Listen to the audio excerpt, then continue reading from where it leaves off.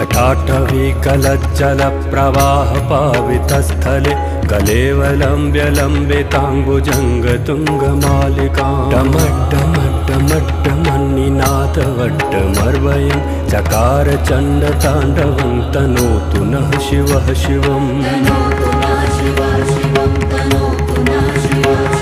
जटाकटाह सम्भ्रमभ्रमन्निलिम्प निर्झरि विलोलवीच वल्लरी विराजमानमूर्धनि धगद्धगद्धगज्ज्वलल्ललाटपट्टपावके किशोर चन्द्रशेखरे रतिः प्रतीक्षणं मम।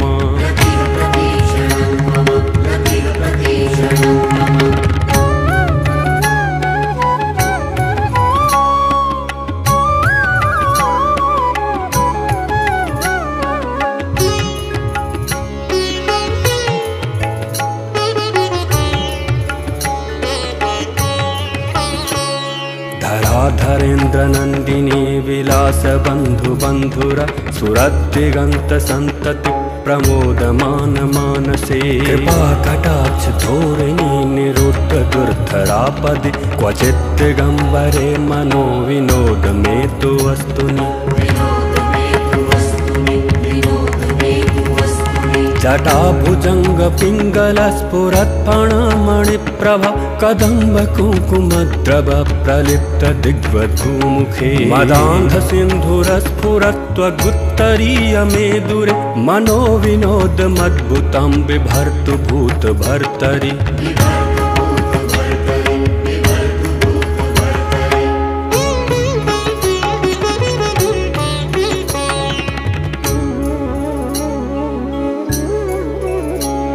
सहस्रलोचन प्रवृत्त शेषलेख शेखर प्रसून धूलिधूरिणी विदूसराङ्घ्रिपीठ भुजंग राजमालया निबद्ध जाट जूटकः श्रियै चिराय जायतां चकोर बन्धुशेखरः। ललाट चत्वरज्ज्वल धनञ्जय स्फुलिंग भा निपीत पंचसायकं नमन्निलिम्प नायकं सुधामयूखलेखया विराजमान शेखरं महाकपालि संपदे शिरोजटालमस्तु नः।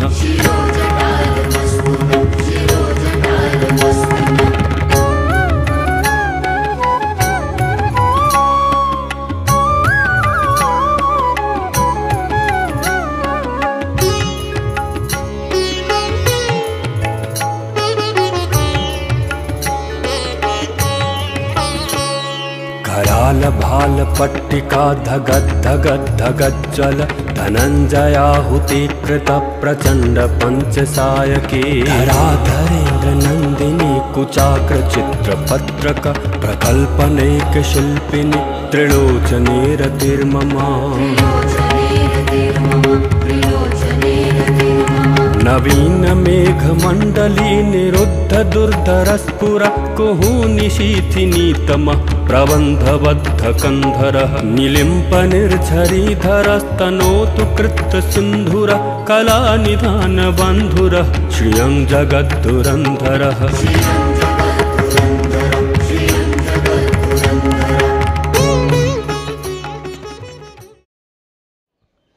दोस्तों नमस्कार। बहुत खुशी की बात है कि मैं अपने परिवार पत्नी के साथ वाराणसी आ चुका हूँ। ये हंसा माली मेरे साथ हैं, उदयपुर से हैं, और ये यहाँ के वाराणसी के यहाँ के गाइड है। आपका नाम? मेरा नाम पन्ना है, पन्ना माझी। मैं बनारस का रहने वाला हूँ। और ये अभी कौन सा घाट है? ये डॉक्टर राजेंद्र प्रसाद घाट है। भारत के प्रथम राष्ट्रपति के नाम से इस घाट को राजीव गांधी ने अच्छा, ये जो पीछे बिल्डिंग बनी हुई है, ये बिल्डिंग कौन सी बिल्डिंग है? ये जयपुर राजा की है। राजा मांग सिंह जयपुर ने बनवाया है इसको। ये ऑब्जर्वेटरी ऊपर में धूप घड़ी है, जंतर मंतर है। यहाँ लोग ऊपर में आते हैं देखने के लिए। Okay okay. ये कुंभ का मेला है। हंसा जी, तुम पहले कभी आई या पहली बार? ये वाराणसी है और हिंदुस्तान के प्रधानमंत्री नरेंद्र जी मोदी यहाँ से लोकसभा चुनाव लड़े हैं और ये मोदी जी का वाराणसी है। और हमें बड़ा गर्व होता है कि हमारे इस देश में मोदी जी और योगी जी दो ऐसे शेर हैं जो इस धार्मिक नगरी में को सुंदर बनाने के लिए संकल्पबद्ध है और कुल मिलाकर बहुत बढ़िया कर दिया है। ये देखिए, ये माँ गंगा है, जो गंगा विराजमान है, उधर शिव जी है, ये बिल्कुल काशी के ऊपर उधर है, बहुत सी भीड़ है। अभी सवेरे सवेरे प्रातःकाल का मौसम है और धीरे धीरे यहाँ बहुत भीड़ जमा हो जाएगी। यहाँ पर अभी तो सुबह 9-10 बजे हुए हैं। आरती कितनी बजे होगी? 6 से शाम 6 से 7 तक होती है। कौन से इसी घाट पे आरती होती है? यहाँ बगल दशाश्वमेध घाट पे होती है। ये वो कितना दूर है यहाँ से? ये जस्ट बगल में इसके है, डॉक्टर राजेंद्र प्रसाद के बगल में ही घाट है, दशाश्वमेध घाट। ओके, धन्यवाद, थैंक यू।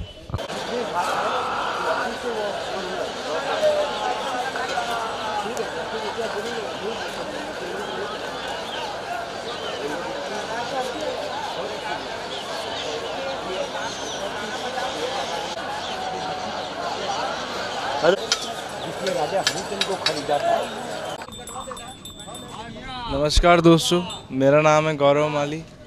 मेरे ताऊजी मेरे को यहाँ वाराणसी में गंगा के स्नान और कुंभ मेले में घुमाने लेके आए हैं। वाराणसी काशी एक ही बात है। जैसा कि हम सभी लोग जानते हैं कि एक ज़माने में पूरे हिंदुस्तान के लोग जब भी उनकी इच्छा होती है कि अब मुझे इस संसार में नहीं रहना चाहिए, तब लोग यहाँ काशी में करवत लेने आते थे। करवत का मतलब काशीवास करते थे कि मैं काशी में मरूं तो मुझे मोक्ष मिल जाएगा, इसलिए यहाँ काशीवास लोग करते थे। इसलिए बहुत ही प्राचीन घाट है। काशी का 4 नाम है: काशी, बनारस, वाराणसी, आनंदवन। काशी इसको संस्कृत में नाम रखा गया है। बनारस पहले अंग्रेज़ों ने राज्य किया, फिर उसके बाद मुग़लों ने राज्य किया, तो मुग़लों ने इसका नाम रखा बनारस, बना हुआ रस। किसी को किसी चीज़ की बनाने की ज़रूरत नहीं, सब बना बनाया है। बोले बना बनाया रस बोले के यहाँ इसको बना बनाया रस। अच्छा, एक जानकारी और दीजिए मुझे कि जैसा कि राजा हरिश्चंद्र तो बहुत बड़े महान राजा थे, और हरिश्चंद्र ने काशी में ही वो जो शमशान घाट का काम किया। हाँ, ऐसे राजा हरिश्चंद्र से इस पृथ्वी पे कोई उनके इतना बड़ा राजा आज तक पैदा नहीं हुआ। तो विश्वामित्र ने उनकी भी परीक्षा लिया, पूरा राजपाट दान दिलवा दिया। अब 2 वक्त की रोटियों के लिए पूरे भारत में वो नौकरी की तलाश में महाराजा हरिश्चंद्र भटकने लगे। जहाँ भी जाते थे नौकरी की तलाश में, कोई उनको काम नहीं देता था। बोले आपको काम की क्या आवश्यकता पड़ गई, आप तो इस पृथ्वी के सबसे बड़े राजा हैं। बोले नहीं, ये सब राजपाट दान दे चुका हूँ, 2 वक्त की रोटियों के लिए, बीवी बच्चे के लिए मैं काम के सिलसिले में आया हूँ।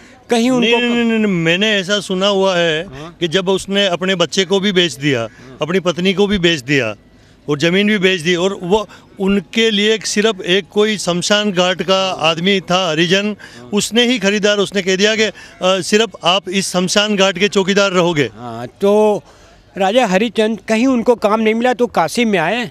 तो जो डोम राजा कल्लू डोम भंगी है, जो डेड बॉडी जलाने का काम करता है, वहीं पे आके हरिश्चंद्र घाट पे राजा हरिश्चंद्र खड़े होके देख रहे थे। बहुत देर तक चिताएं जल रही थी। तो डोम राजा कलुआ डोम ने भंगी उनसे पूछा, आप इतनी देर से क्यों यहाँ खड़े हैं? तो बोले मैं काम के लिए आया, मुझे काम चाहिए। तो डोम राजा भंगी ने बोला कि मेरे यहाँ तो डेड बॉडी जलाने का काम है। तो राजा हरिश्चंद्र ने बोला ठीक है, मैं काम करूँगा। काम कोई छोटा नहीं होता, आदमी की सोच छोटी होती है। डेड बॉडी जलाने का काम करने लगे। कुछ वर्षों बाद उनका बेटा रोहितास खेल रहा था। विश्वामित्र सर्प का रूप धारण करके रोहितास को काट लेते हैं, रोहितास मर जाता है। उनकी धर्मपत्नी तारामती डेड बॉडी लेके आती हैं काशी में दाह संस्कार के लिए, मगर वो पहचान नहीं पा रही थी कि ये मेरे स्वामी हैं। उन्होंने उनसे निवेदन करती हैं कि मेरे बेटे का दाह संस्कार करना है। तो उन्होंने बोला यहाँ बिना टैक्स दिए किसी का दाह संस्कार नहीं होता। तारामती बोली मैं क्या करूं भगवान, मेरा कौन परीक्षा ले रहा है, मेरे पास तो कुछ नहीं है, क्या मेरे बेटे का दाह संस्कार नहीं हो पाएगा? बोला नहीं, मैं कुछ नहीं जानता। वो जो हरिश्चंद्र राजा थे वो भी यहीं के राजा थे क्या? हाँ, उस पृथ्वी के पूरे राजा थे वो हरिश्चंद्र। तो हरिश्चंद्र ने बोला बिना यहाँ कर दिए टैक्स किसी का दाह संस्कार नहीं होता।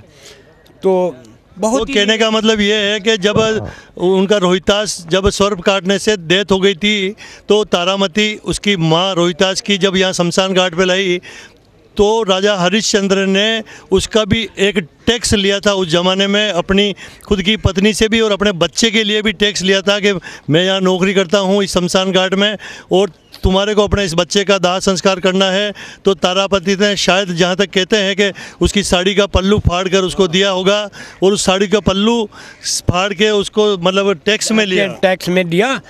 फिर उसका दाह संस्कार हुआ। हाँ, उनका दाह संस्कार जो चालू हो रहा था, चिताएं तो इसे क्या शिक्षा मिलती है? भगवान तो मैं बता रहा हूँ, बताओ। तो वो जो उनकी चिताएं लगाई जा रही थी, तो भगवान विश्वामित्र ने स्वर्ग से नीचे आया और राजा हरिचंद्र को रोक दिया, और विश्वामित्र ने रोहितास को जिंदा किया।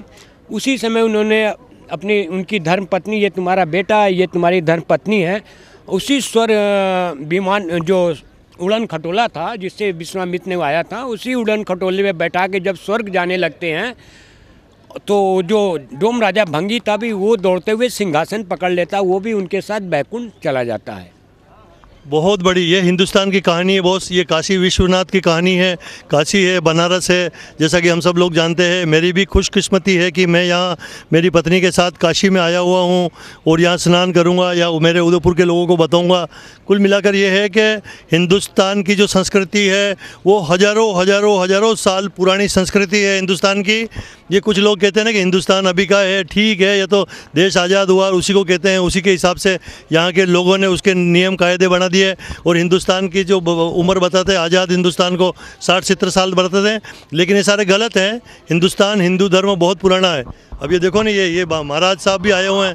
महाराज, आपका क्या नाम है? जय भारत देश हमारा है, काशी नगरी हमारी है, सब नगर जनबात सुखी से रहे, सब खुश रहो। देखो सारे महाराज, ये हिंदुस्तान के जितने महाराज हैं सब एक ही आशीर्वाद देते हैं, सब खुश रहो। Thank you.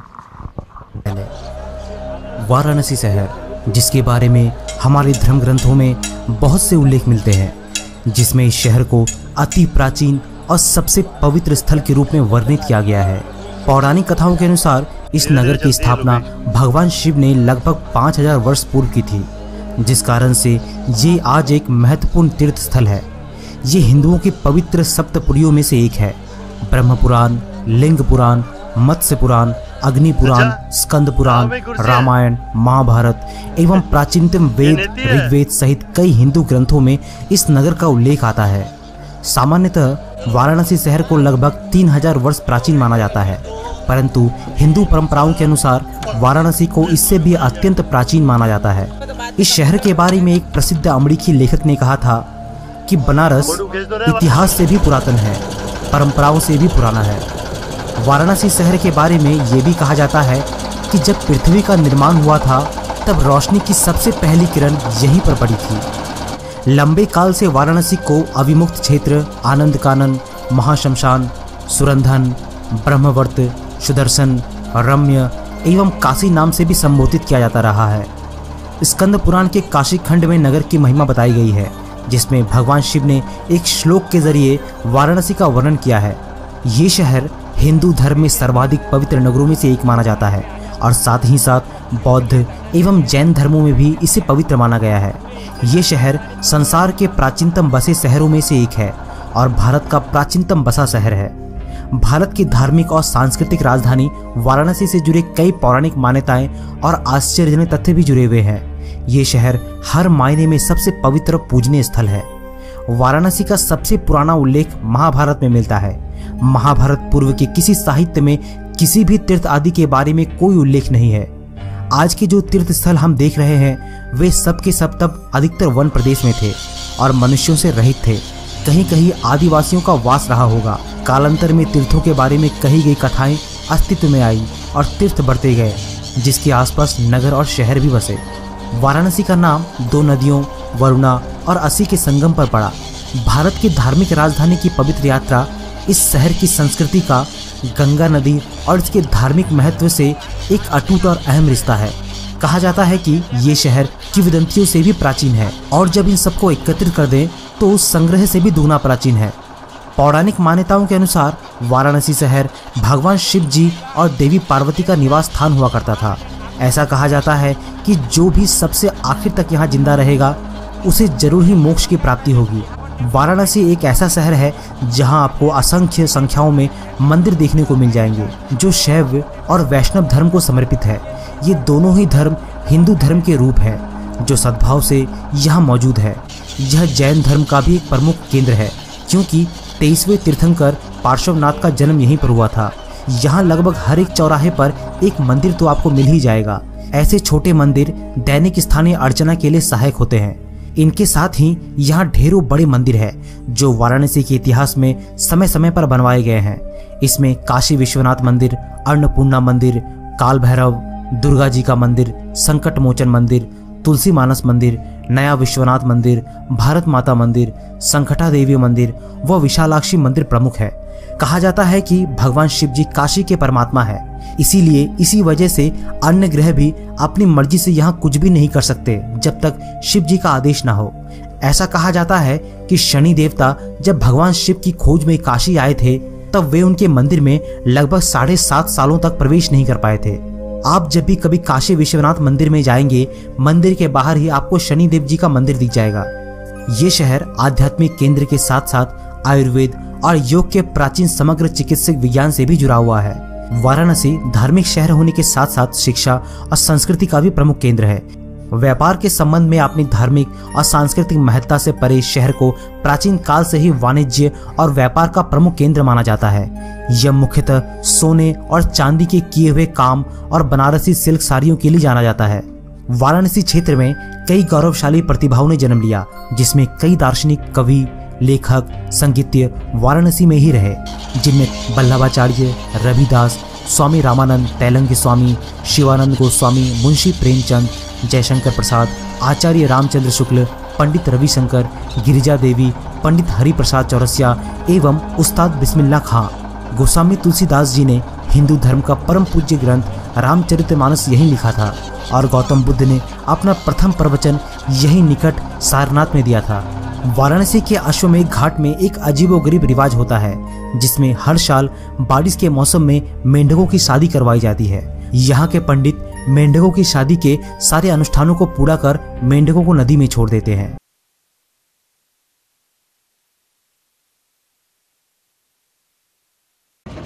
हाँ, जितने भी राजाओं ने काशी में पहले अपने अपने स्टेट बना रखे हैं, तो सारे लोग आते हैं यहाँ पे देखने की। राजाओं ने भी अपने यहाँ पे यात्रियों के लिए रहने के, देखने के लिए सारे चीज़ें उन्होंने बनवाया है, क्योंकि बनारस बहुत ही पुराना शहर है। इसलिए जितने भी राजा हमारे भारत में हुए सलेख, हाँ, नारद मुनि यहाँ पे काशी में भी वास किया था। तो नारद मुनि, लोगों का मान्यता है कि नारद मुनि घाट पे कोई स्नान नहीं करता है।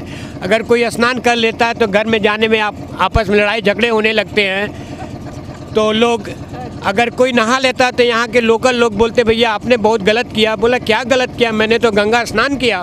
बोला, नहीं, आपस में लड़ाई झगड़े होने लगेंगे, तो इसका सलूशन बताओ क्या है। तो बोले, बगल में छिमेश्वर महादेव का मंदिर है, वो क्षमा कर देते हैं। ये छिमेश्वर महादेव का मंदिर है। वो लाल सफ़ेद वाला जो बिल्डिंग है, फिल्म एक्टर प्रदीप कुमार का बंगला है, और वो एक हाउस बोट है, आप सामने देख रहे हैं, जिस पे सोलर लाइट लगी है। और ये वाराणसी, दोस्तों, राजा हरिश्चंद्र ने उस ज़माने में इसी शमशान घाट पर हरिजन के यहाँ नौकरी की थी। ये काशी यानी कि बनारस का ये वो ही शमशान घाट है जहाँ पर राजा हरिश्चंद्र ने, इसका नाम भी हरिश्चंद्र घाट है। राजा हरिश्चंद्र, उनकी पत्नी तारामती और बेटा रोहितास। ये बहुत बड़ी बात है हमारी हिंदुस्तान की संस्कृति। और मुझे तो बहुत ज़्यादा खुशी इसलिए बात है कि मैं पुराने ज़माने में राजा हरिश्चंद्र की सिर्फ कहानियाँ सुनता था, लेकिन आज मैं स्वयं बहुत बढ़िया खुश हूँ कि गंगा के इस घाट पर जहाँ राजा हरिश्चंद्र ने भी नौकरी की थी, वहाँ मैं आ चुका हूँ।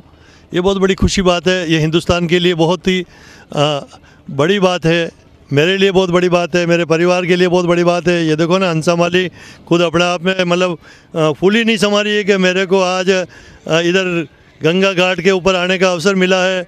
और तरह तरह के लोग, अमीर गरीब, सब लोग ये आते हैं। ये जैसे कि हमारे पास ये जो गाइड का काम करते थे, इन्होंने भी मुझे बहुत बढ़िया समय दिया है। सर, ये गंगा घाट गंगा जो नदी है वो कहाँ से निकलती है और कहाँ जाती है? ये गंगा नदी ये गंगोत्री से निकली है, गंगोत्री से निकली है, हरिद्वार ऋषिकेश हरिद्वार होते हुए इलाहाबाद संगम, फिर काशी, फिर पटना, फिर वेस्ट बंगाल इन कलकत्ता गंगा महासागर की ओर निकल पड़ी हैं। तो यहाँ पे उत्तर वाहिनी है, माँ गंगा दक्षिण से आ रही उत्तर की ओर जा रही है। भगवान शंकर के कारण माँ गंगा यहाँ उत्तर की ओर मुड़ गई हैं और यहाँ पे माँ गंगा भगवान शंकर के कारण एकदम स्थिर हो गई हैं। ऋषिकेश हरिद्वार में बहुत तेज़ी उनकी बहाव है, मगर उनकी बेग यहाँ के रुक गई है भगवान शंकर के कारण। यार मुझे एक जानकारी दो, भारत के प्रधानमंत्री श्रीमान नरेंद्र जी मोदी कहते हैं कि माँ गंगा यहाँ आपके यहाँ के वो सांसद भी है, तो उन्होंने कोई वास्तव में कोई बहुत कुछ विकास किया क्या इधर?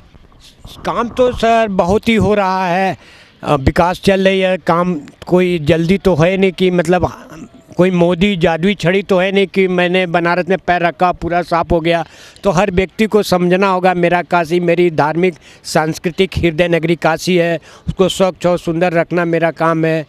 और हम सब मिल के एक साथ, मोदी ने यहाँ पे आया था कि मुझे गंगा ने बुलाया है और हम सभी का प्रयास है गंगा को स्वच्छ रखना, क्योंकि अभी कुंभ मेला भी चालू हो रहा है, हमारे प्रवासी भारतीय आ रहे हैं, तो हमारे शहर को साफ सफाई रखना मेरी जिम्मेदारी और कर्तव्य भी है, क्योंकि माँ गंगा स्वर्ग से यहाँ पृथ्वी पे वास कर रही हैं। उनको अगर हम नहीं संभाल सके, नहीं रख सके, तो हमारी एक बहुत बड़े अभिश्राप उनको। तो ये हमारी काशी नगरी है और सामने हमारे कर्नाटका स्टेट मैसूर राजा का है स्टेट, यहीं पे एक कर्नाटका का मंदिर है और यहाँ मेनका गांधी के लड़के वरुण की है। ये पूरा काशी अर्धचंद्रमाकार में बसी है। भगवान शंकर ने काशी को अपने मस्तक पे उठा के रखा है और गंगा को अपने बाल के जटा में लपेटे हैं।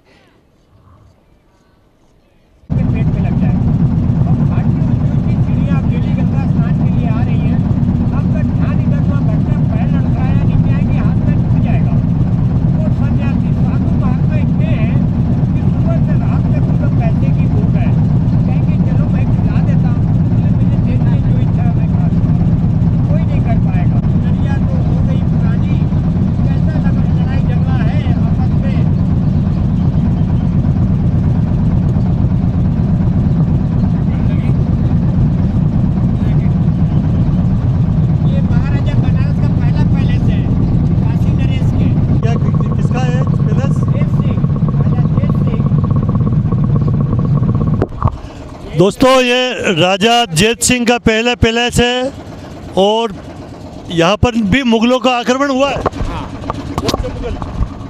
औरंगजेब ने किया था जैत सिंह किले के ऊपर आक्रमण, तो राजा ने घोड़े पे बैठ के उस पैलेस के ऊपर से उन्होंने छलांग लगा के गंगा से फिर तैर के नदी के उस पार में रामनगर, जिसको काशी ब्यास भी बोलते हैं, उन्होंने जाके वहाँ पे महल बनाया। और वहीं पे हमारे भारत के दूसरे प्रधानमंत्री लाल बहादुर शास्त्री का भी जन्म स्थान है। वो नदी को बहुत ही गरीब परिवार में पैदा हुए थे, किसान परिवार में, पैसा नहीं रहता रहा कि वो बोट से बनारस हिंदू, हमारे दूसरे प्रधानमंत्री लाल बहादुर शास्त्री हुए। तो ये काशी विद्वानों की नगरी है और सांस्कृतिक नगरी, हृदय नगरी है। काशी पापनाशी है, तीनों लोक से न्यारी काशी है।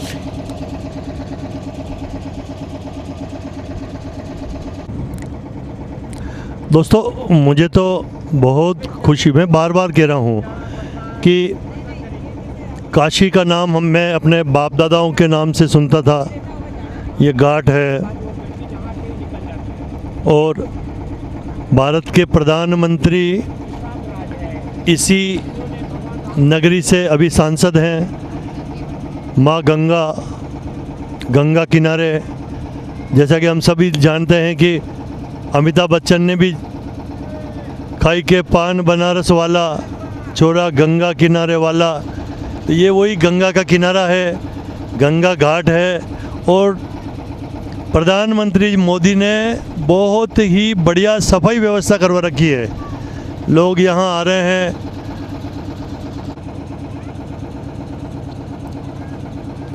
सैकड़ों तरह के घाट है, सैकड़ों तरह के।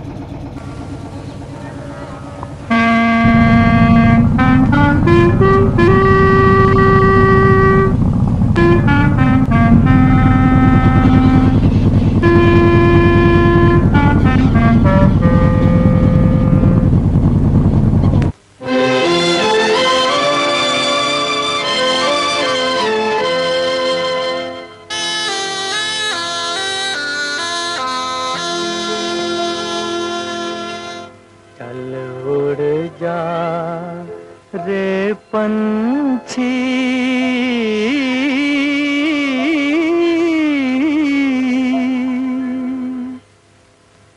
चल उड़ जा रे पंछी के अब ये देश हुआ बेगाना।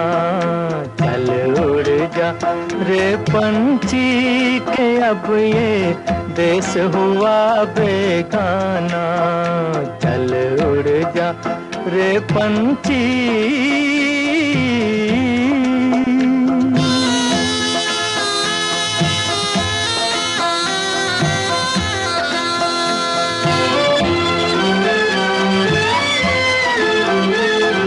खत्म हुए दिन उस डाली के जिस पर तेरा बसेरा था। खत्म हुए दिन उस डाली के जिस पर तेरा बसेरा था। आज यहाँ और कल हो वहाँ ये जोगी वाला फेरा था। ये तेरी जागीर नहीं थी, ये तेरी जागीर नहीं थी, चार घड़ी का डेरा था। सदा रहा है इस दुनिया में किसका आबोदाना। चल उड़ जा रे पंछी के अब ये देश हुआ बेगाना। चल उड़ जा रे पंछी के अब ये देश हुआ बेगाना। चल उड़ जा रे पंछी।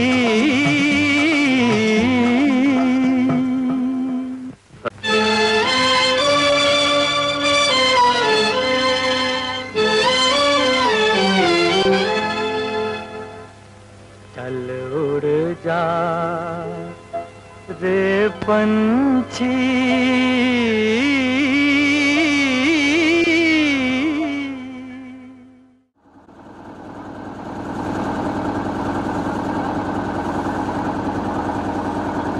ये वाराणसी का तुलसी घाट है। सामने जो आप देख रहे हैं ये तुलसी घाट है। तुलसीदास जी ने यहाँ बैठ के रामायण लिखी थी।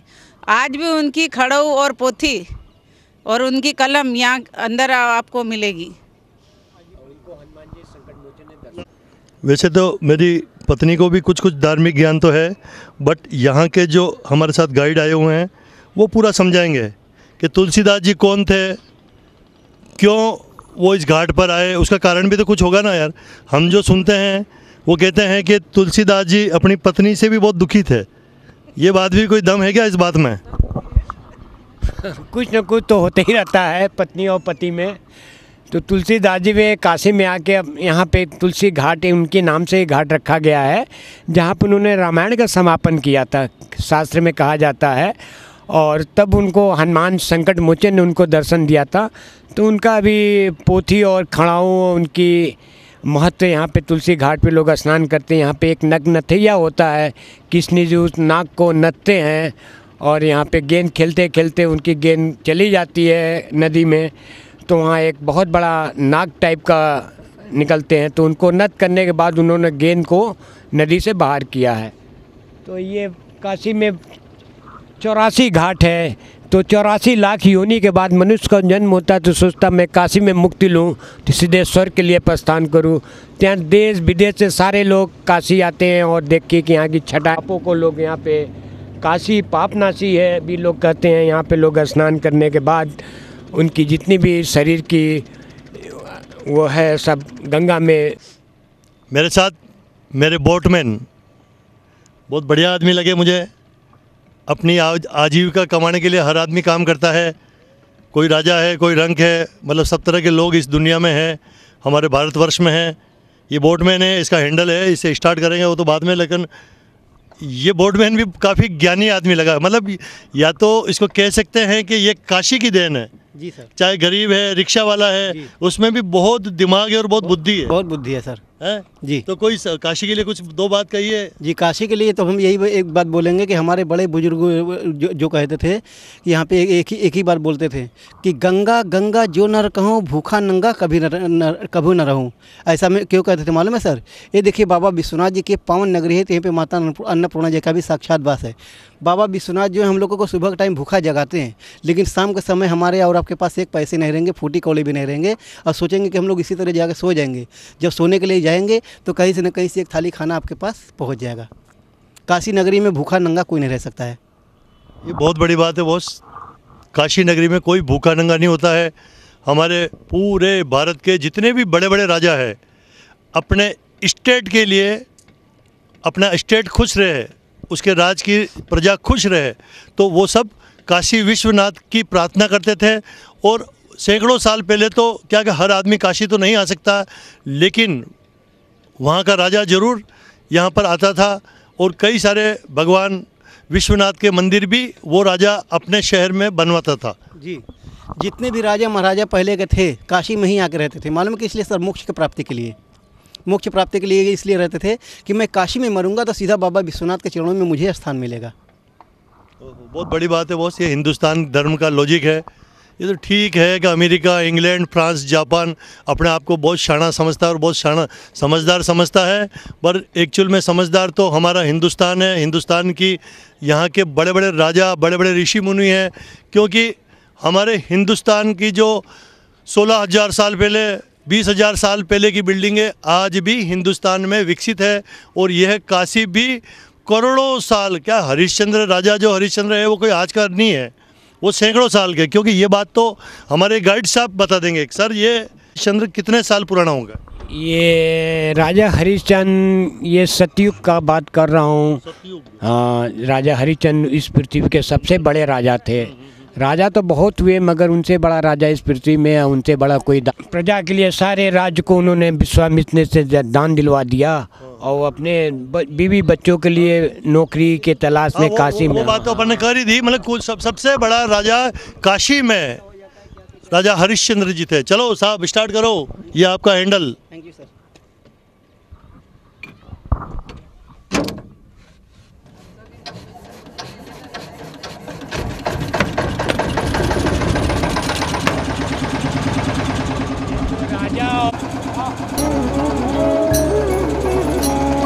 प्रफुल्ल नील पंकज प्रपंच कालिम प्रभा वलंबि कंठ कंदली रुचि प्रबद्ध कंधरम स्मरच्छिदं पुरच्छिदं भवच्छिदं मखच्छिदं गजच्छिदांध कच्छिदं तमंत कच्छिदं भजे। अखर्व सर्व मंगला कला कदम्ब मंजरी रस प्रवाह माधुरी विजृंभणा मधुप्रतम स्मरांतकम पुरांतकम भवांतकम मखांतकम गजांतकांतकांतकम तमंतकांतकं भजे।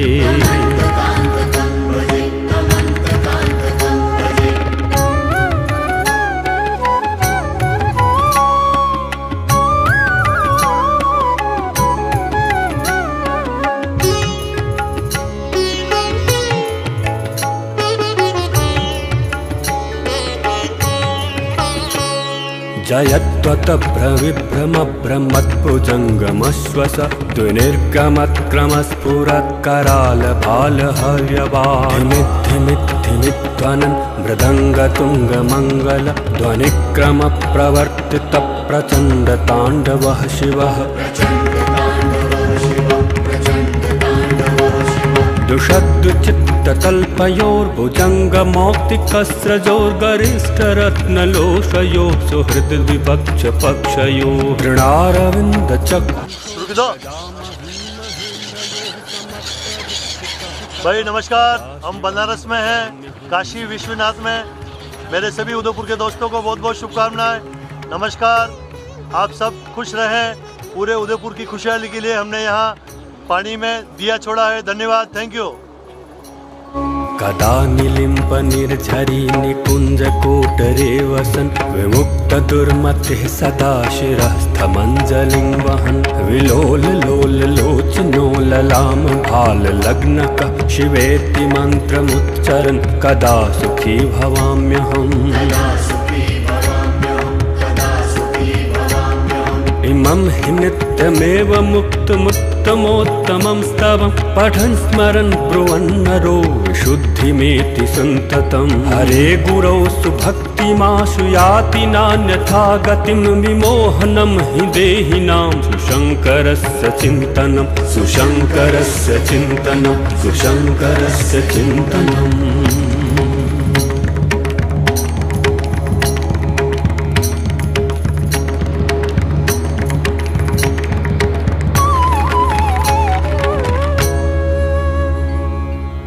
पूजावसान समये दशवक्त्रगीतम् यः शम्भुपूजन परं पठति प्रदोषे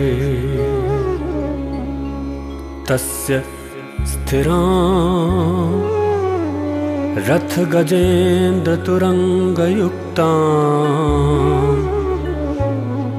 लक्ष्मीं सदैव सुमुखीं प्रददाति शम्भुः प्रददाति शम्भुः प्रददाति शम्भुः। ॐ नमः शिवाय।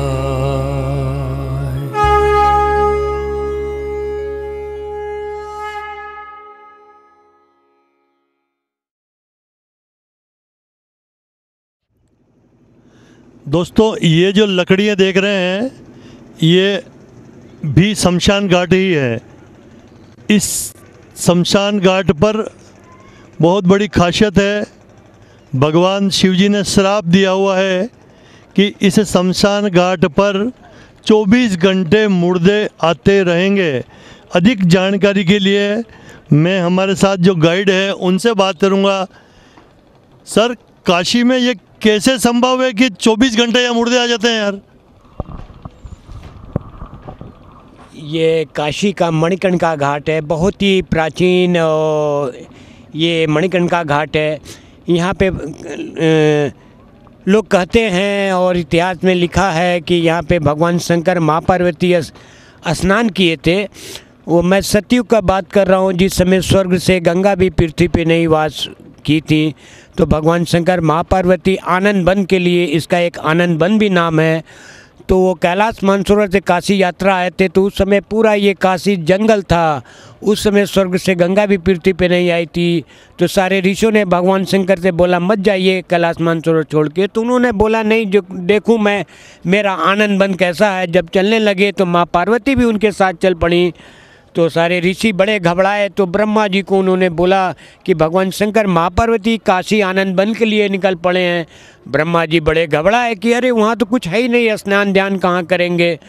तो ब्रह्मा जी ने विष्णु जी को आदेश दिया। विष्णु जी ने आकाश लोक से आके मणिकर्णिका घाट पे 1000 वर्ष तक एक पैर पे खड़ा होकर तपस्या किया और अपने पानी कुंड तपस्या करने के पश्चात भगवान शंकर के शरीर से जितने भी पानी निकले हैं उस कुंड शरीर से पानी निकले पूरा कुंड में भर गया। जब भगवान शंकर माँ पार्वती उस कुंड के पास पहुँचते तो देख के बहुत आनंदित होते हैं और उसी कुंड में माँ पार्वती भगवान शंकर स्नान करते हैं।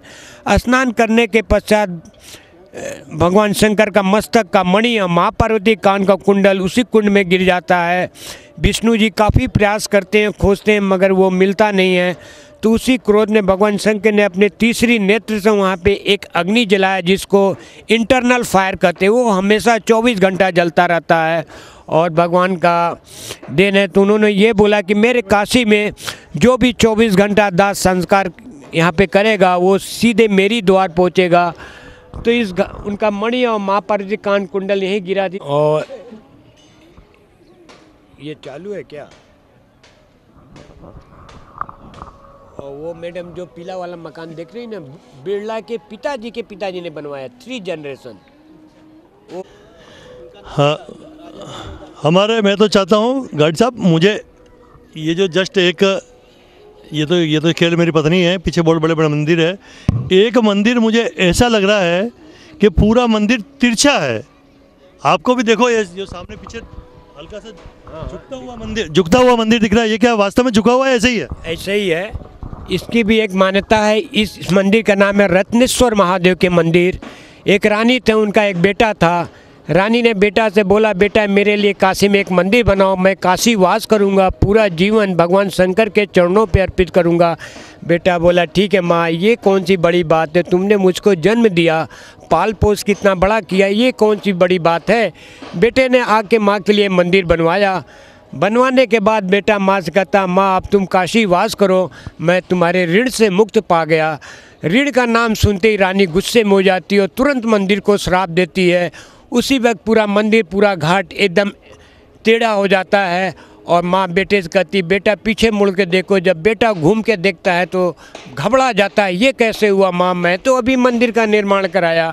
तो ही माँ कहती है, बेटा आज तक किसी बेटे ने माँ का कर्ज अदा नहीं करा है, तो आने वाले पीढ़ियों के लिए उन्होंने एक सबक दे के गई हैं।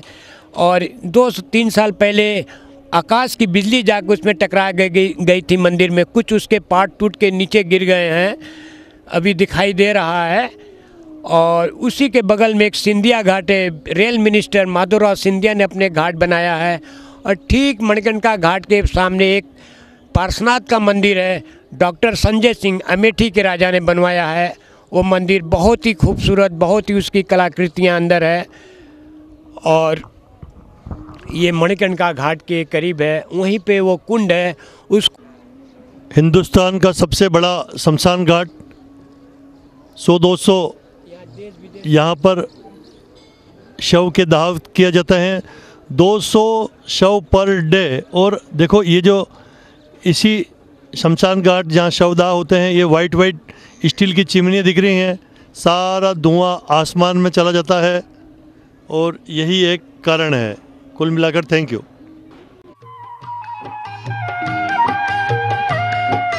मैया हे गंगा मैया, मैया हे गंगा मैया, मैया हे गंगा मैया, मैया हे गंगा मैया। मांगीला हम वरदान हे गंगा मैया, मांगीला हम वरदान, मांगीला हम वरदान हे गंगा मैया, मांगीला हम वरदान, मांगीला हम वरदान। मैया हे गंगा मैया, मैया हे गंगा मैया।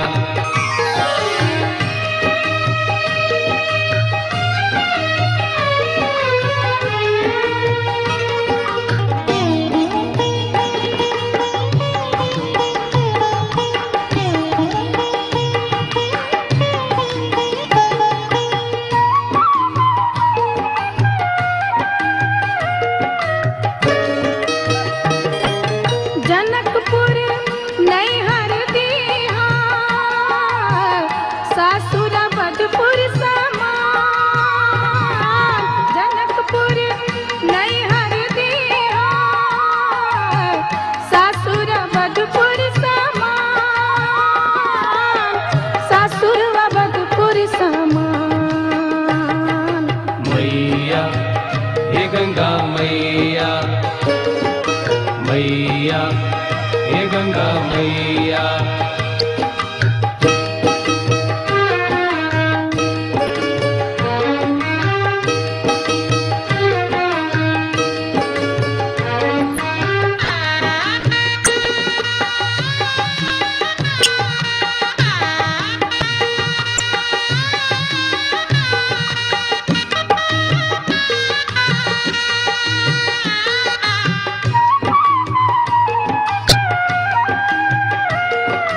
मैया हे गंगा मैया, मैया हे गंगा मैया। राजा दशरथ ससुर दीहा सासु कौशल्या समान राजा दशरथ बनारस के घाट के ऊपर बहुत मज़ा आ रहा है, खुशकिस्मती है और बहुत बहुत बड़े सुंदर दृश्य है। ओके, बहुत बहुत धन्यवाद। सामने देखिए, इधर की साइड में ला दे दे मेरे को कैमरा। मैया हे गंगा मैया, मैया हे गंगा मैया।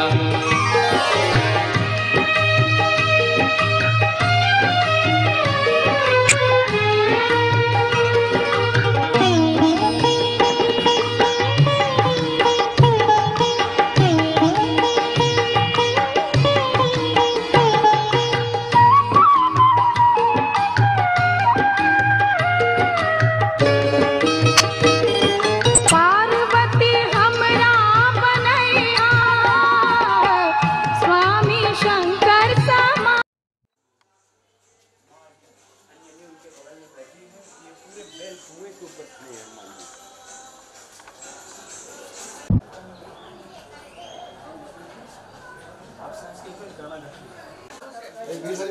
ताज है ना, ताज बढ़िया लगे हो, ताज उठ गया हुआ, हाँ आगे बढ़ चौराहा नहीं है, जो एक कार्य मुरे पहुंच जाएंगे।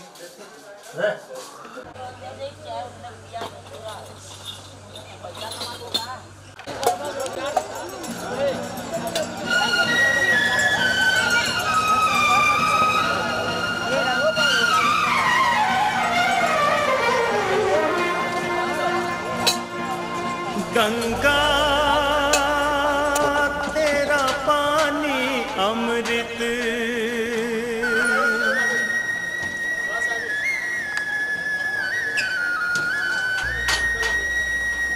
गंगा तेरा पानी अमृत झरझर बहता जाए। युग युग से इस देश की धरती तुझसे जीवन पाए। गंगा तेरा पानी अमृत,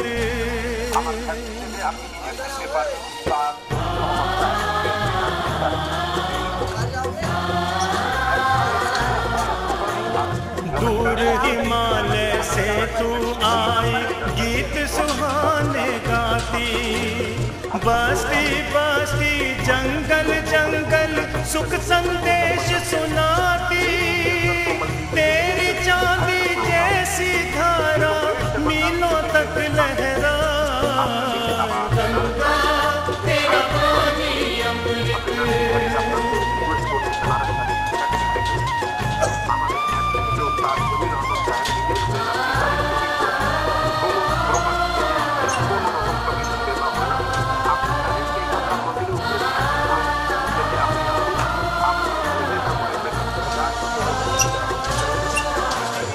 कितने सूरज उभरे डूबे गंगा तेरे बारे। युगों युगों की कथा सुनाए तेरे बहते धारे। तुझको छोड़ के भारत का इतिहास लिखा ना जाए। गंगा तेरा पानी अमृत झरझर बहता जाए। युग युग से इस देश की धरती तुझसे जीवन पाए। गंगा तेरा पानी अमृत।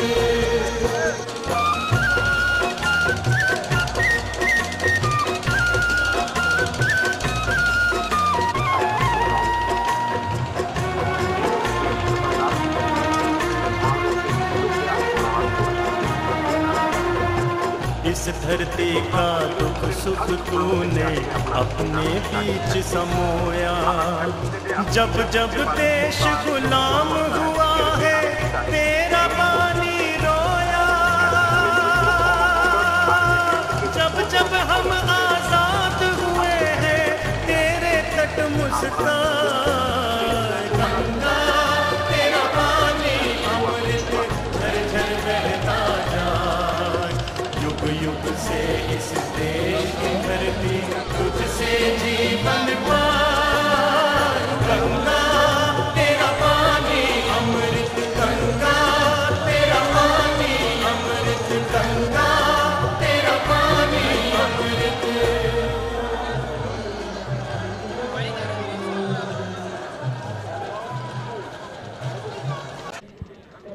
दोस्तों, गंगा यानी कि माँ गंगा के किनारे हम हैं। पानी के ऊपर बहुत बढ़िया हाउस बोट है, बोट के ऊपर की छत पर हम हैं और पीछे बहुत सुंदर नज़ारा है। मेरे साथ तो मेरी पत्नी बैठी हुई हंसा माली, सभी लोग जानते हैं। बट यहाँ कुछ ही समय बाद आरती होने वाली है। आज 11 तारीख है, 11 जनवरी 2019। अभी प्रयागराज में कुंभ होने वाला है। कल हम लोग कुंभ में जाएंगे, लेकिन अभी जो आप दृश्य देख रहे हैं, आप देखें कितनी सैकड़ों हजारों की संख्या में नावें हैं। और ये नावें आप इधर भी देखिए, कैमरामैन आप बताइए, देखो कितनी नावें हैं, कितने वाइट वाइट पुल हैं। बहुत सुंदर सुंदर दृश्य।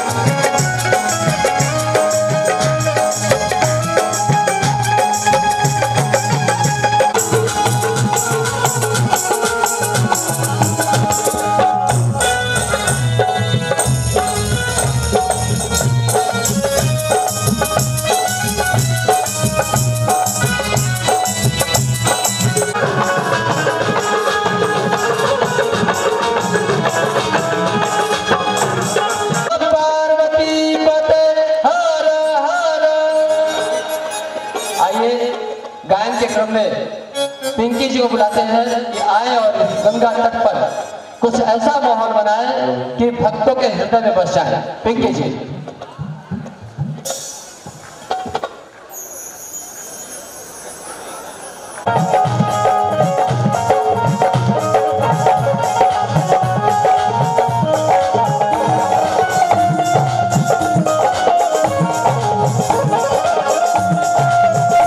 मैया के चरणों प्रणाम करते हुए और मेरी शीतला मैया और बाबा विश्वनाथ के चरणों प्रणाम करते हुए और जिससे सब सूचना मिलता है घर बैठे और दैनिक जागरण ये मेरा घर है, परिवार है। जो भी दैनिक जागरण घर से है उनके चरणों प्रणाम करते हैं। और इस प्रांगण में जितने भक्तगण हैं और सबसे महत्व ये है जो हम लोग जिस माध्यम से कार्यक्रम करते हैं पीटी भैया, उनके चरणों प्रणाम करते हुए जोरदार ताली हो जाए, एक बार जोरदार ताली। और जिस माध्यम से दैनिक जागरण के माध्यम से हम लोग आए हैं कलाकार, उनके लिए जोरदार ताली। जितने लोग हैं कंजूसी से नहीं, दिल से। क्या बात है।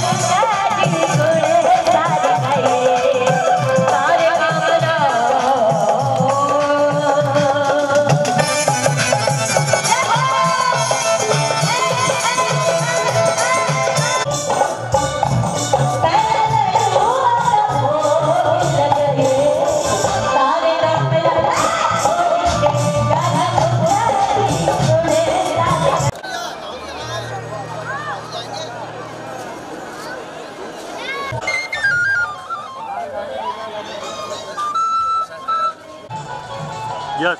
हमारा नाम लल्लन है, हम बजाने जा रहे हैं अच्छा चीज। अच्छा, बांसुरी बेचते हो? हाँ हाँ। ओके।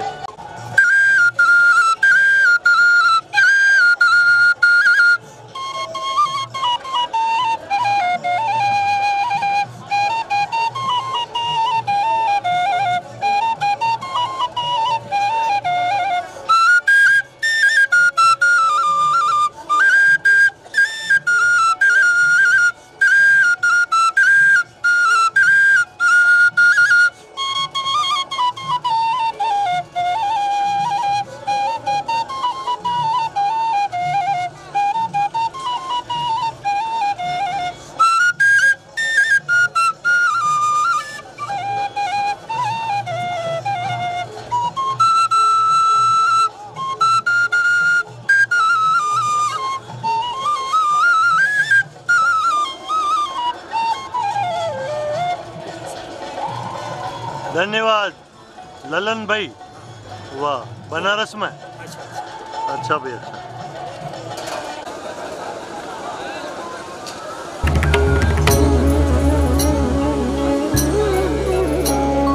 जटाटवी कलज्जल प्रवाह पावितस्थले कलेवलम्ब्य लम्बिताङ्गुजङ्गतुङ्गमालिकां डमड्डमड्डमड्डमन्निनाथवड्डमर्वयं चकार चण्डताण्डवं तनोतु नः शिवः शिवम्। जटाकटाह सम्भ्रमभ्रमन्निलिम्पनिर्झरि विलोलवीचवल्लरी विराजमानमूर्धनि धगद्धगद्धगज्जलल्ललाटपट्टपावके किशोरचन्द्रशेखरे रतिः प्रतीक्षणं मम।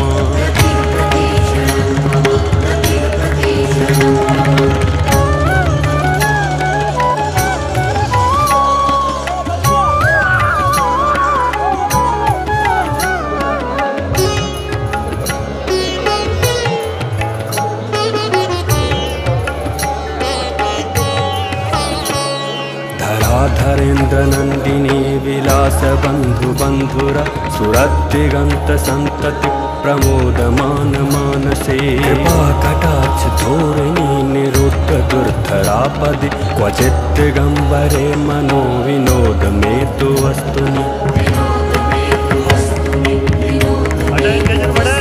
जटाभुजंग पिंगल स्फुरत्फणमणिप्रभ कदम्ब कुङ्कुमद्रव प्रलिप्त दिग्वधूमुखे मदान्ध सिन्धुरस्फुरत्वगुत्तरीय मेदुरे मनो विनोदमद्भुतं बिभर्तु भूतभर्तरि।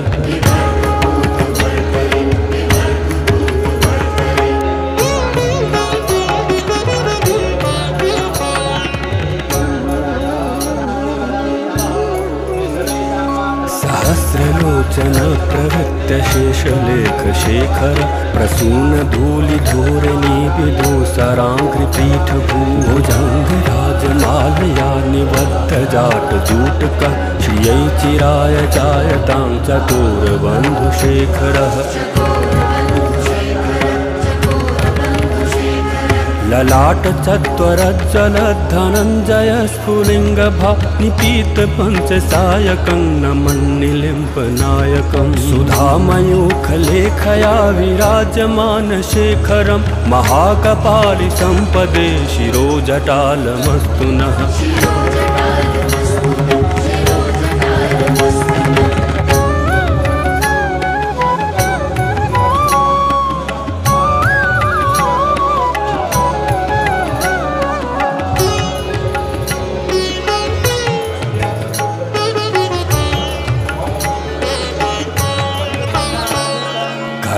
भाल पट्टिका धगत् धगत् धगज्जल धनञ्जयाहुति कृत प्रचंड पंचसायके धराधरे।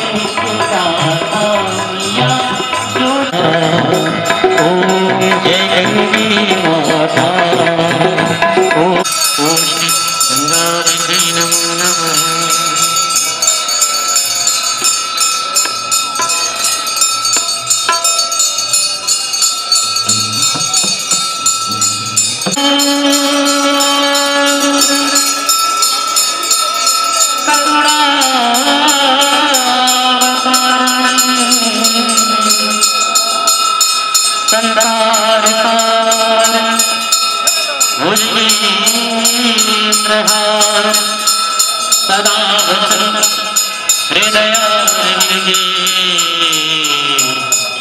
भवं सहितं नमः भवं सहितं नमः भवं। हम सब लोग मिलकर के भगवान शिव शंभू की आराधना करते हैं। जो गंगा मैया के द्वारा छह तांडव गाता है, भगवान शिव शंभू से आए रूप से लक्ष्मी भक्ति प्रदान करते हैं। ऐसा शिव तांडव में आता है। तो आइए भाई सब लोग मिलकर के तालियां बजाते हुए खुश होकर के साथ साथ में जटाटनी गज जल प्रवाह पावित कलि जटाटनी गज प्रवाह पावित कलि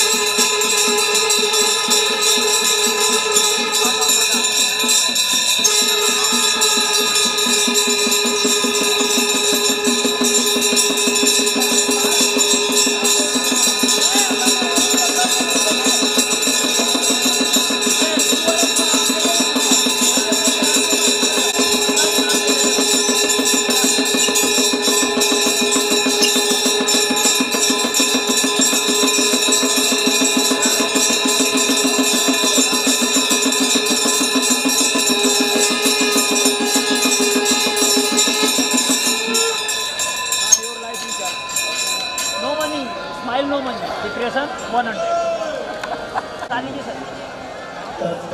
चुनाव नहीं करना है, श्री देवी की जगह पर हमको फिर आना पड़ेगा धरती पर करते यस या नो। हाँ, किसको नहीं मिला आप लोग, आप साल ले लीजिएगा आप लोग।